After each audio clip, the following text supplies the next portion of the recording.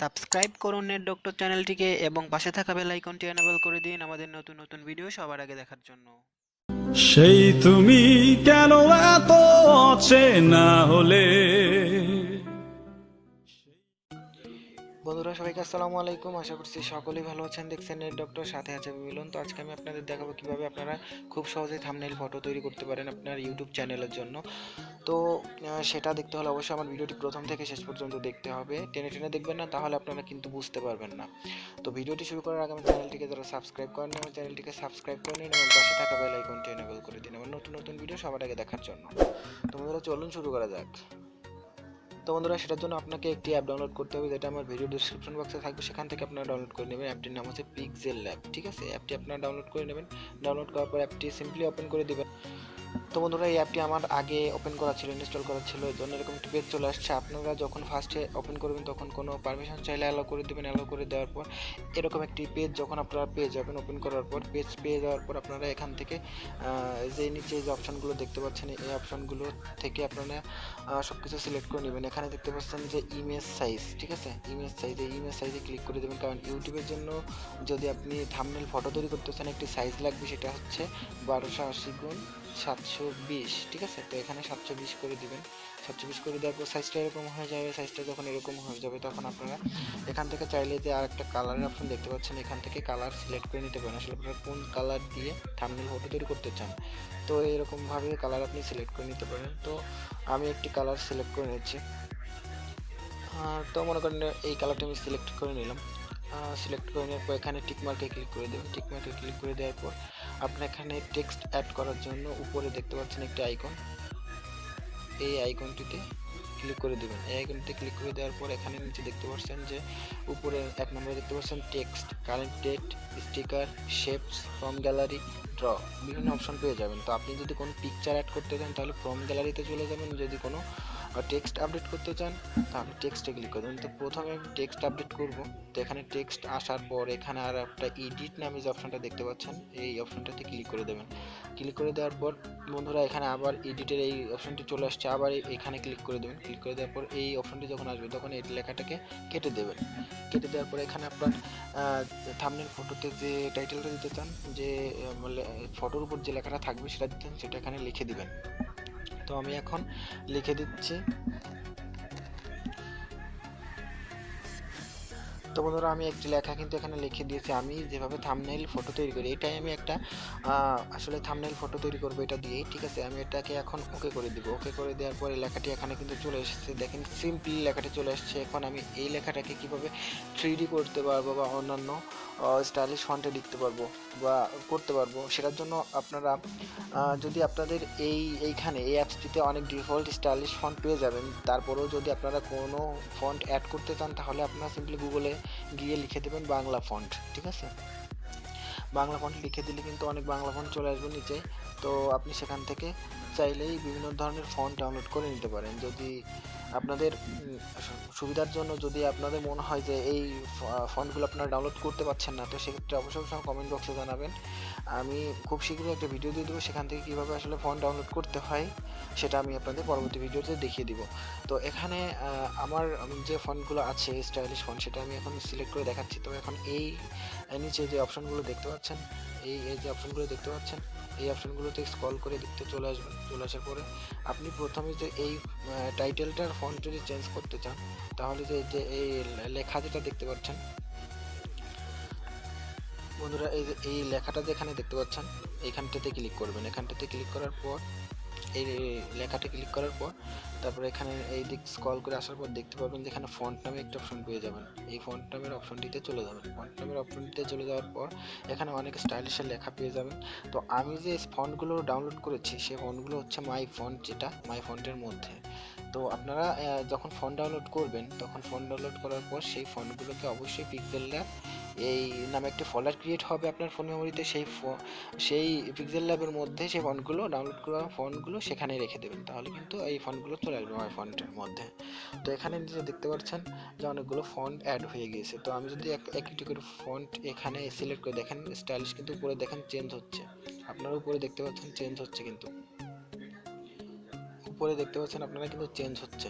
তো এইভাবে কিন্তু চাইলে আপনারা ফন্টগুলো ব্যবহার করতে পারেন। তো আমি একটি ফন্ট ব্যবহার করে দিচ্ছি।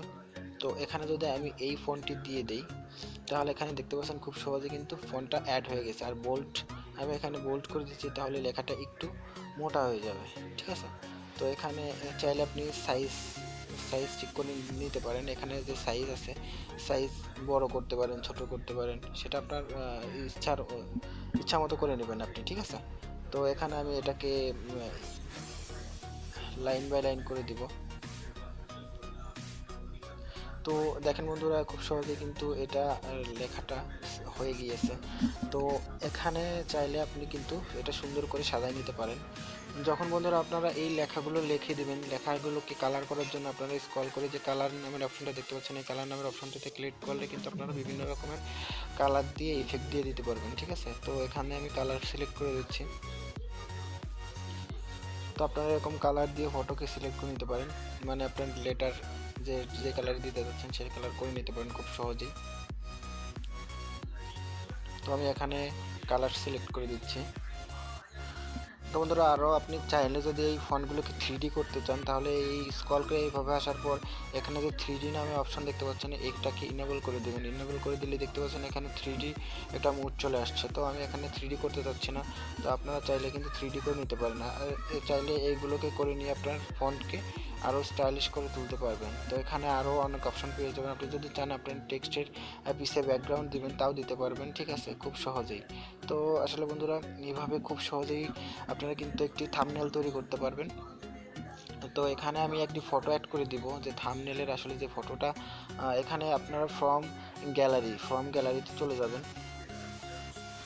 তো বন্ধুরা, ফ্রম গ্যালারিতে যখন যাবেন, তখন আপনি একটি ফটো আপনার ইউটিউব চ্যানেল থেকে নিতে পারেন, বা যে কোনো একটা সুন্দর ফটো যেটা থাম্বনেল সাথে যায়, আসলে সেরকম একটি ফটো তৈরি করে নিতে পারেন। সবই পিক্সেল ল্যাব দিয়েও করতে পারবেন। আসলে আপনি আপনার ইউটিউবের কোনো ভিডিওর থাম্বনেল আপনি সেখান থেকে ক্রিয়েট করে এনে স্ক্রিনশট দিয়ে ক্রিয়েট করে এনে সেটাও কিন্তু এখানে সিলেক্ট করে বসাই দিতে পারেন সুন্দর করার জন্য থাম্বনেলটা। তো আমি এখানে আমার ইউটিউব চ্যানেলেরই একটি থাম্বনেল করে নিয়েছি স্ক্রিনশট দিয়ে, সেটা আমি এখন দিয়ে দিচ্ছি এখানে, তো যাতে এটা আরও সুন্দর দেখায়। তো এখানে আমি এই থাম্বনেলটি এখানে বসিয়ে দেব, যাতে আমার থাম্বনেলটি আরও সুন্দর দেখায়। তো বন্ধুরা, এখানে যখন আমি থাম্বনেলটা বসিয়ে দিব, থাম্বনেলটা বসিয়ে দেওয়ার পর বন্ধুরা, থাম্বনেলে সামান্য একটু কাজ করে নিতে হবে, যেটা আসলে থাম্বনেলটাকে আরও সুন্দর দেখাবে আমার।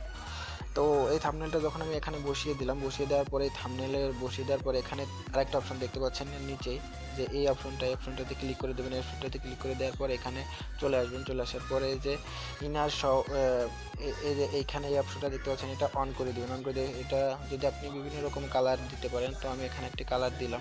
তারপরে নেক্সট আরেকটা আছে, সেটা আমি অন করে দিলাম, অন করে ব্ল্যাক করে দিলাম। দেওয়ার পর দেখতে পাচ্ছেন এখন দেখতে কিন্তু একটু সুন্দর লাগছে। তো এভাবে আর আপনার চ্যানেলের লোগোটা আপনি এখানে দিয়ে নিতে পারেন। তো লোগো দেওয়ার জন্য আবার আপনি ওই আইকনটিতে চলে যাবেন, উপরে যে আইকনটা আছে এই আইকনটিতে চলে যাবেন। এই আইকনটিতে যাওয়ার পর আপনি আবার নতুন করে একটি টেক্সট নেবেন। তো এখানে আমি নতুন করে আমার চ্যানেলের নামটা আবার দিয়ে নিচ্ছি। তো এটা যখন সিলেক্ট করা হয়ে যাবে, তখন আপনি এই টাইটেলটা আবার আপনার মন মতো করে করে নেবেন, সেটিং করে দিয়ে স্টাইলিশ ফন্ট দিয়ে নেবেন। তো আমি ফন্টে চলে যাচ্ছি। এখন যে ফন্ট দেখতে পাচ্ছেন, আমি এই ফন্টটা সিলেক্ট করে দিলাম। সিলেক্ট করে দেওয়ার পর আবার কিন্তু দেখেন আমার ফন্টটা কিন্তু অ্যাড হয়ে গিয়েছে। তো এখন আমি এই ফন্টটা একটু সাইজ ছোট করে আমার এই থাম্বনেলের মধ্যে বসিয়ে দিব। তো আপনারা খুব সহজে এই থাম্বনেলটা তৈরি করে নিতে পারবেন।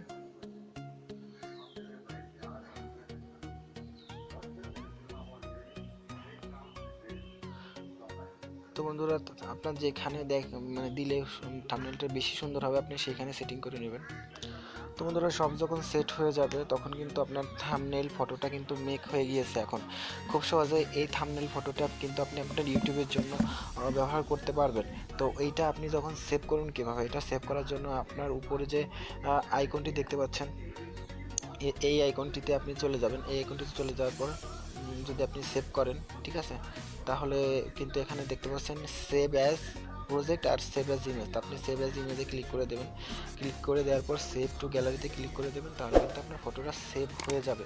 তো আপনি যদি আপনার থাম্বনেল ফটোতে আপনার ফটো অ্যাড করতে চান, তাহলে কিন্তু আপনার ফটোটা ব্যাকগ্রাউন্ড রিমুভ করে তখন আপনি এই আপনার থাম্বনেলটি এই ইসে অ্যাড করে নিতে পারবেন। তো সেই ব্যাকগ্রাউন্ড রিমুভ করবেন কিভাবে, সেটার ভিডিও আমি এর আগে আপনাদের সামনে শেয়ার করেছিলাম। তো যারা যারা দেখেননি সেটা দেখে নেবেন, দেখে কিভাবে আসলে আপনার ফটো ব্যাকগ্রাউন্ড রিমুভ করতে হয়, সেই রিমুভ করে সেটাকে থাম্বনেইলে এনে আপনি আরও আকর্ষণীয় থাম্বনেইল তৈরি করতে পারবেন। তো বন্ধুরা, আমার ভিডিওটি আশা করি আপনাদের ভালো লেগেছে। যদি ভিডিওটি ভালো লেগে থাকে অবশ্যই একটি লাইক দেবেন, কমেন্ট করে জানাতে পারেন কেমন লেগেছে, আর বন্ধুদের সাথে শেয়ার করতে ভুলবেন না। আর আমার চ্যানেলটিকে অবশ্যই সাবস্ক্রাইব করে আমার চ্যানেলের পাশেই থাকবেন। তো আজকের মতো এই পর্যন্তই, সবাই ভালো থাকবেন, আল্লাহ হাফেজ। তুমি কেন বোঝো না তোমাকে ছাড়া আমি অসহায়।